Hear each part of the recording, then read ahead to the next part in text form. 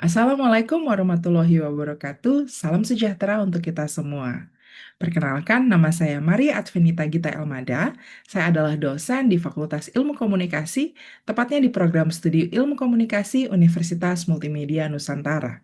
Sebagai dosen, ada beberapa mata kuliah yang saya ampu, seperti misalnya Community Relations and Engagement, Research Proposal, dan Communication for Sustainable Development. Pada kesempatan ini, saya akan menjelaskan terkait dengan salah satu mata kuliah utama saya, yakni Communication for Sustainable Development. Saya izin share untuk rencana pembelajaran semesternya. Mata kuliah Communication for Sustainable Development ini ada di kode MSC 3409. Untuk bahasa Indonesianya sendiri, nama mata kuliahnya adalah Komunikasi untuk Pembangunan Berkelanjutan. Untuk rencana program dan kegiatan pembelajaran semester atau RPKPS di Universitas Multimedia Nusantara, ini saya sudah susun dengan sudah ditandatangani juga oleh Kepala Program Studi dan juga oleh Biro Penjaminan Mutu Internal. Mata kuliah Communication for Sustainable Development adalah mata kuliah pilihan yang bisa diambil mahasiswa sejak mereka berada di semester 3 sampai dengan di semester 7. Tidak ada prasyarat untuk mata kuliah ini, dan mahasiswa bisa mengambil mata kuliah ini di semester berapapun selama ada di range yang sudah disebutkan tadi. Mata kuliah Communication for Sustainable Development ini membahas peran komunikasi dalam pembangunan berkelanjutan, termasuk di dalamnya membahas juga terkait dengan Sustainable Development Goals, membahas Theory of Change, membahas Social Behavior Change Communication, komunikasi lingkungan, serta ESG di dalam bisnis. Mata kuliah ini harapannya membekali mahasiswa dengan keterampilan analitis dan strategis untuk mengembangkan komunikasi keberlanjutan yang berdampak. Pendekatan utama dalam mata kuliah ini adalah project-based learning, di mana ketika mahasiswa mengerjakan proyek komunikasi untuk pembangunan berkelanjutan, mahasiswa akan langsung dapat belajar dan mengimplementasikan pembelajarannya lewat kegiatan-kegiatan yang dirancang dengan tujuan pembangunan berkelanjutan. Capaian pembelajaran lulusan yang dibebankan kepada mata kuliah ini adalah CPL 4, 5, 6, 7, dan 9.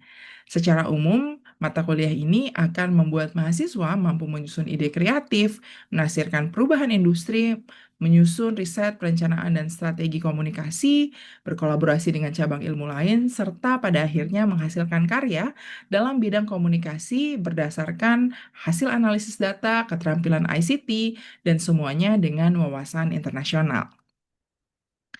Dari capaian pembelajaran lulusan yang dibebankan kepada mata kuliah, kemudian diturunkan ke dalam capaian pembelajaran mata kuliah. Ada 6 capaian pembelajaran mata kuliah dalam Communication for Sustainable Development course ini. Dan dari capaian pembelajaran mata kuliah tadi, diturunkan lagi menjadi sub CPMK, ada 6 sub CPMK yang membahas secara lebih detail terkait dengan apa yang akan didapatkan mahasiswa setelah mereka menyelesaikan course ini. Di dalam perkuliahan Communication for Sustainable Development, ada 16 pertemuan, yakni 14 pertemuan tatap muka, dan 2 pertemuan yang dikhususkan untuk ujian, baik itu UTS maupun UAS. Saya izin share juga di sini, ini adalah lampiran analisa capaian pembelajaran. Jadi dari sub CPMK yang tadi sudah disebutkan di atas, ini adalah gambaran bagaimana pada akhirnya mahasiswa akan menyelesaikan course ini. Pertama, mahasiswa akan memulai dengan memahami konsep sustainability, sustainable development goals, dan peran komunikasi dalam pembangunan berkelanjutan. Kemudian, mahasiswa diharapkan akan mampu mengidentifikasi aktor, struktur, dan strategi komunikasi dalam pembangunan berkelanjutan. Kemudian, mahasiswa diharapkan akan mampu menganalisis dampak modernisasi terhadap sosial, ekonomi, dan lingkungan, serta menilai peran komunikasi dalam mengatasinya. Lalu, mahasiswa akan mampu mengevaluasi efektivitas komunikasi dalam perubahan sosial, perilaku, lingkungan, dan keberlanjutan bisnis. Lalu setelah UTS, mahasiswa akan diminta untuk merancang strategi komunikasi kolaboratif berbasis multipihak untuk pembangunan berkelanjutan, dan nantinya mahasiswa akan mampu mengembangkan, mengimplementasikan, dan mengevaluasi proyek komunikasi keberlanjutan berbasis riset.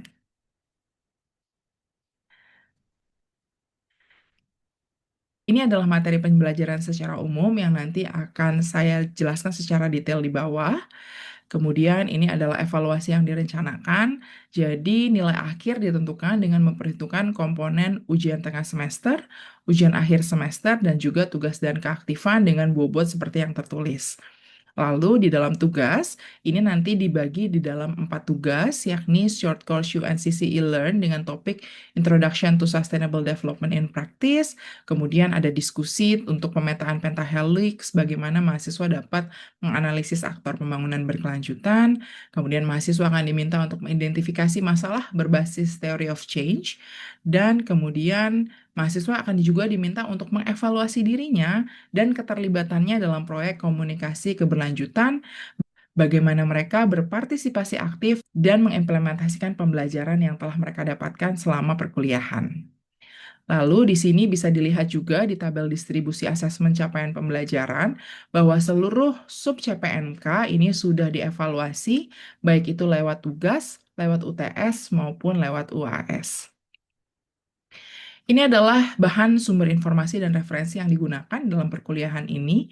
Tentu saja bahan utamanya berkaitan dengan Communication for Development and Social Change, juga Development Communications, dan topik-topik yang berkaitan dengan komunikasi untuk pembangunan berkelanjutan.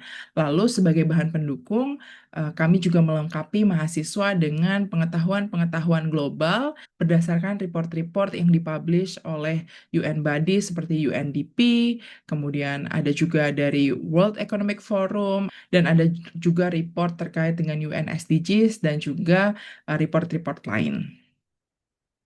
Nah, ini adalah detail untuk setiap minggu pembelajarannya.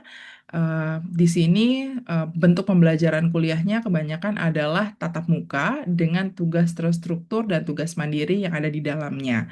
Semuanya sudah dijelaskan secara detail di dalam rencana pembelajaran semester, sehingga mahasiswa dapat mengetahui apa saja yang akan mereka dapatkan ketika mereka mengambil mata kuliah Communication for Sustainable Development ini. Lalu untuk ujian tengah semesternya itu nanti sifatnya adalah take home test untuk menguji pengetahuan mahasiswa, dan ujian akhir semesternya ini juga take home test, tapi ini sifatnya adalah laporan dan juga evaluasi mahasiswa atas keseluruhan proyek yang sudah dikalakukan terkait dengan komunikasi untuk pembangunan berkelanjutan.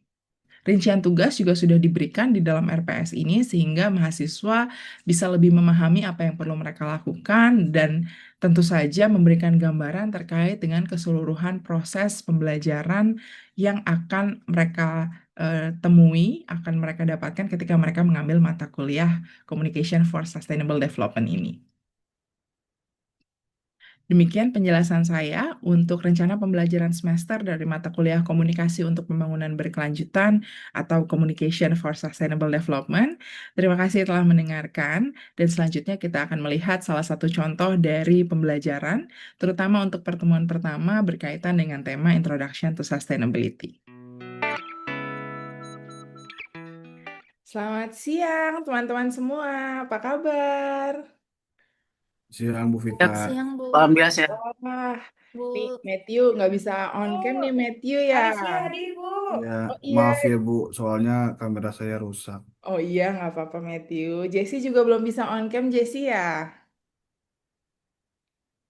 Ah Jesse kayaknya sambil sambil masak kayaknya Jesse ya. Nggak apa-apa, nanti kita tunggu Jesse ya. Kalau Jesse bisa on cam. Kalau nggak apa-apa. Oke, selamat siang teman-teman semua. Selamat datang di kelas Communication for Sustainable Development. Ini adalah pertemuan pertama kita ya. Jadi saya izin memperkenalkan diri dulu teman-teman. Nama saya Maria Advenita Gita Elmada. Tapi teman-teman boleh memanggil saya dengan sebutan Vita gitu ya, supaya lebih mudah gitu. Dan saya senang sekali teman-teman karena teman-teman mau bergabung di kelas Communication for Sustainable Development ini. Dan kita sama-sama berharap ya supaya teman-teman bisa belajar dengan baik, dan juga semoga kita akan belajar bersama tentang bagaimana komunikasi ini bisa menjadi kekuatan nih untuk mendorong masa depan yang lebih berkelanjutan sesuai dengan namanya. Em, Hari ini adalah materi pertama kita, teman-teman. Materi pertama kita ini judulnya adalah Introduction on Sustainability. Di mata kuliah ini kita akan banyak membahas hal-hal terkait dengan sustainability, sustainable development goals, dan selanjutnya gitu. Oke, nah sebelum kita masuk ke materi utama, saya punya, oh ini adalah apa yang akan kita share hari ini ya, apa itu sustainability, kemudian sustainable development goals, sustainable development strategy, dan nanti terakhir akan ada tugas teman-teman untuk kita bisa sama-sama mengecek apakah teman-teman memahami dan juga untuk teman-teman bisa lebih lanjut belajar secara mandiri. Sebelum kita masuk, saya punya satu pertanyaan nih buat teman-teman semua.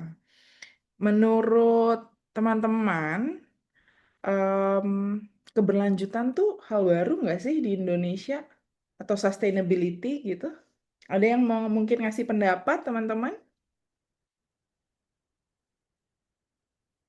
Baru atau enggak nih? Coba-coba Marcella. Marcella kayaknya udah senyum-senyum nih, kayak mau jawab nih Marcella ya. Jadi keberlanjutan tuh hal baru atau hal yang lama, Marcella, di Indonesia? Keberlanjutan itu sebenarnya kalau dari activity-nya bukan hal yang baru, Bu, tapi mungkin namanya itu baru digaung-gaungkan akhir-akhir ini gitu. Jadi baru jadi ngetren tuh SDGs gitu. Tapi kan sebenarnya udah ada gerakan kayak jaga bumi dan lain-lainnya itu kan sebenarnya udah ada sebenarnya dari sebelum-sebelumnya gitu sih, Bu. Waduh, bagus banget jawabannya Marcella. Oke, makasih Marcella. Wah, udah ada yang raise hand nih. Kalian aktif sekali ya. Oke, tadi Matthew duluan. Matthew, walaupun kamu nggak on cam ya, tapi keberlanjutan nih menurut kamu baru atau gimana nih Matthew?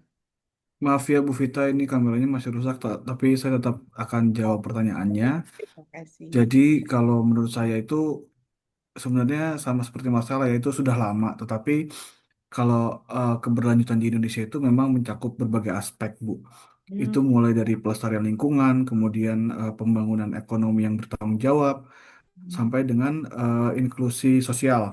Nah, pemerintah itu dan berbagai sektor di Indonesia memang sudah mulai mengadopsi praktik-praktik yang berkelanjutan ini sebagai upaya untuk mencapai pembangunan yang berkelanjutan dan meningkatkan daya saing. Jadi itu menurut saya sih Bu kalau untuk yang keberlanjutan yang memang sudah terjadi di Indonesia. Wah, keren sekali jawabannya nih. Matthew udah belajar kayaknya ya sebelum masuk kelas ya. Oke, ini ada satu lagi yang raise hand, ada Yeremia. Yeremia gimana Yeremia? Halo, halo. Mungkin ini sejauh pengetahuan aku aja ya. Jadi menurutku itu sustainability itu keberlanjutan udah dari lama banget nih. Sebenarnya udah nggak cuman kayak dari 1900 atau apa, tapi juga dari leluhur kita. Jadi kayak leluhur kita from indigenous culture juga udah membahas tentang sustainability tersebut. Jadi gimana sih? Bahkan mereka juga punya bahasanya mereka sendiri. Misalnya kalau di Minahasa ada namanya tanah goyang untuk tanah goyang dan itu untuk mengingatkan warn masyarakatnya terhadap gempa dan gimana sih cara menanggulanginya dan sebenarnya sudah dari lama sih cuman mungkin baru di mainstreamingkannya setelah UNDP merilis agenda SDG di tahun 2015 ya. Oh dan mungkin MDG di tahun 2000-an dan itu. Oke, baik. Terima kasih Yeremia. Wah, Makasih. menarik sekali ya. Ini barusan Matthew juga nambahin nih kalau di Aceh tuh ada semua ngomongin soal istilah-istilah kearifan lokal dan jawaban dari teman-teman tuh sebenarnya sangat tepat gitu ya. Jadi ketika kita ngomongin sustainability, ngomongin keberlanjutan, sebenarnya di Indonesia tuh itu bukan hal baru. Walaupun baru terakhir-terakhir ini nih kita dengar istilah sustainability, sustainable development, tapi dengan bahasa lokalnya masing-masing, kita tuh udah punya nih istilah-istilah lain gitu ya, sesuai bahasa daerah mungkin atau budaya masing-masing yang menggambarkan konsep yang tadi ada inklusi sosial yang seperti Matthew bilang gitu ya, ada konsep pelestarian lingkungan misalnya, dan itu adalah bukti bahwa sebenarnya ngomongin sustainability itu bukan hanya ngomongin apa yang dikatakan oleh scholar-scholar atau akademisi dari negara barat aja atau negara maju aja gitu. Nah, Keberlanjutan itu, sustainability itu tuh sering dianggap sebagai gagasan modern dari negara-negara maju. Tapi kalau kita lihat lebih dalam, di Indonesia sendiri itu banyak prinsip keberlanjutan yang sudah diterapkan jauh sebelum kata ini populer. Ini adalah contohnya gitu ya. Kalau misalnya teman-teman mungkin yang berasal dari Banten atau mungkin udah pernah dengar tentang Baduy di Banten gitu ya.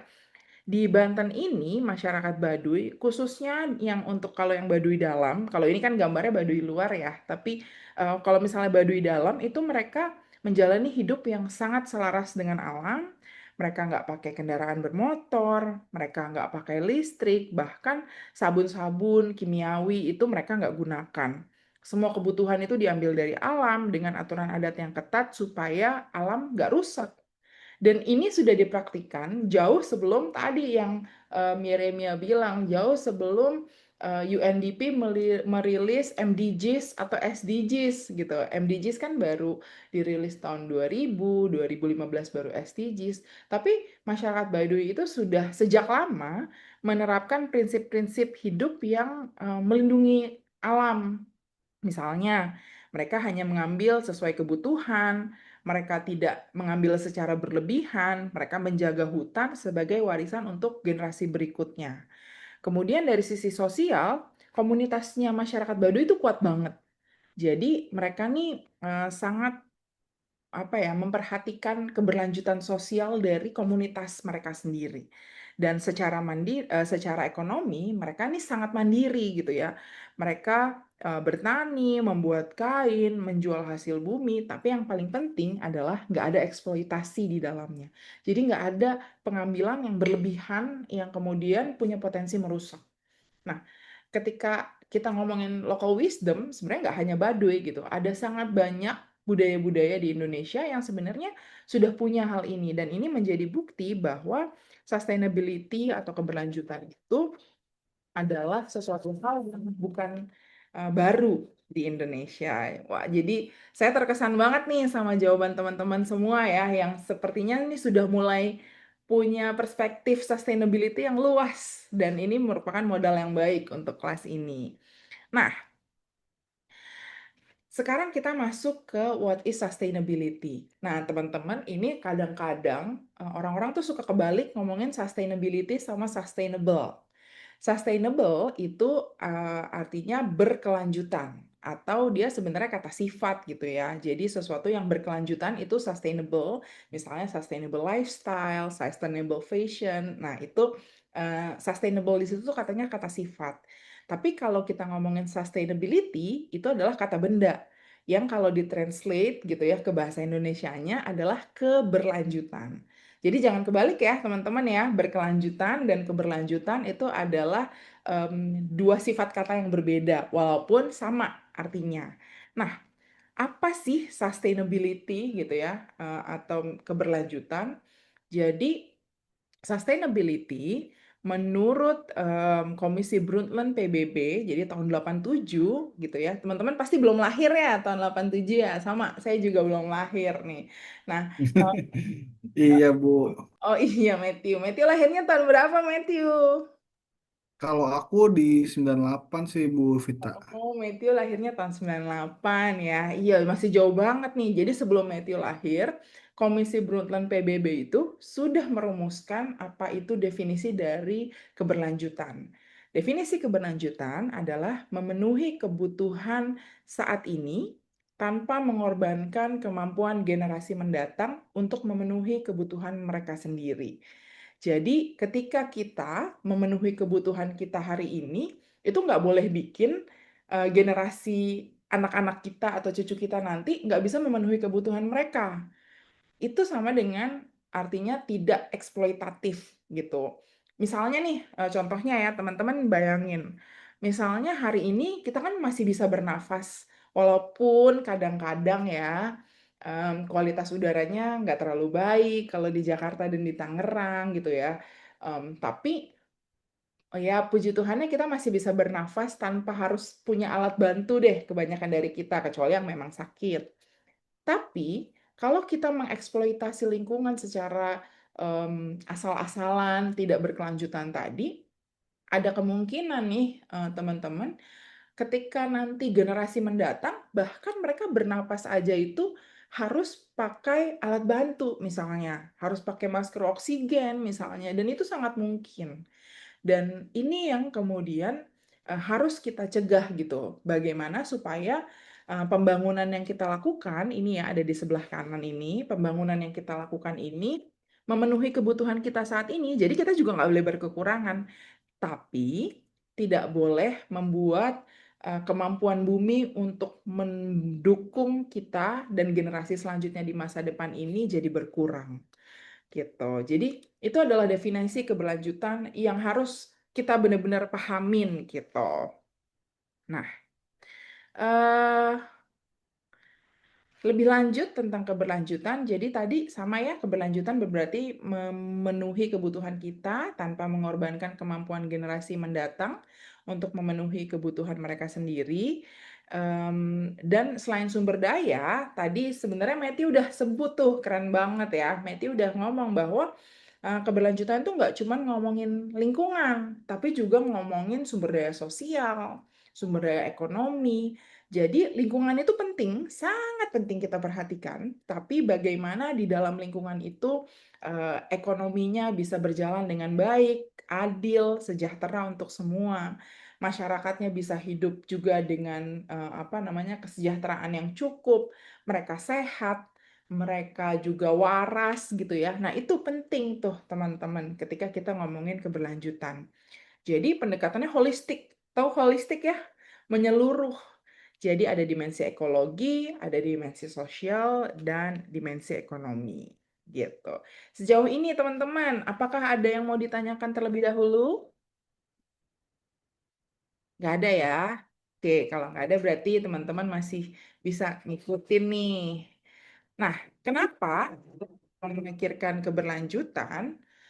Sebenarnya kadang-kadang alasannya bisa beda-beda nih. Sekarang kalau misalnya saya tanya ke teman-teman di sini deh, menurut kalian penting nggak sih untuk melindungi bumi, melindungi orang-orang di sekitar kita? Penting nggak? Penting ya? Penting. Penting. Oke. Marcella, ada melakukan apa sih sebenarnya ketika kita ngomongin kegiatan-kegiatan yang mementingkan sustainability yang sudah Marcella lakukan? Lebih memperbaiki habit kali ya, Bu.